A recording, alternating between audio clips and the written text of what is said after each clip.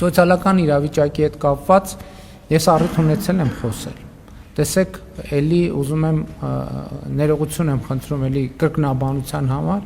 բայց արդյոք ես հասկանում եմ եւ գիտեմ եւ ընդունում եմ եւ առերեսվում եմ այն փաստի հետ, որ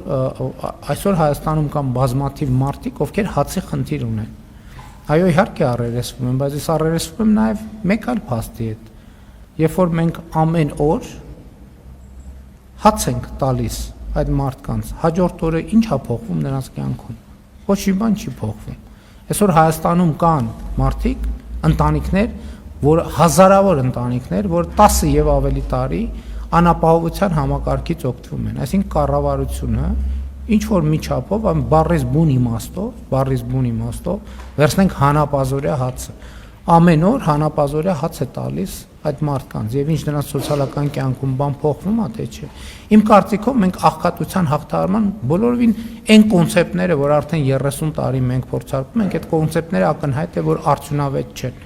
Աղքատությունը հնարավոր է հաղթահարել միայն աշխատանքի միջոցով։ Աղքատությունը հնարավոր է հաղթահարել միայն արդյունավետ եւ արտադրողական աշխատանքի միջոցով։ Աղքատությունը հնարավոր է հաղթահարել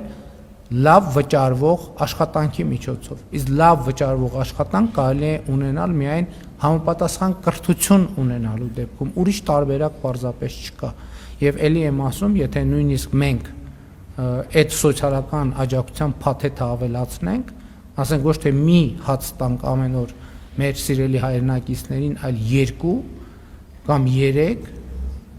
կամ պանիրել, միսել, թթվասերել, մեկը նրանց կյանքում ոչ մի բան չի փոխվում։ Եվ մենք պետք է առերեսվենք այս խնդրի հետ։ Եվ ընդհակառակը նման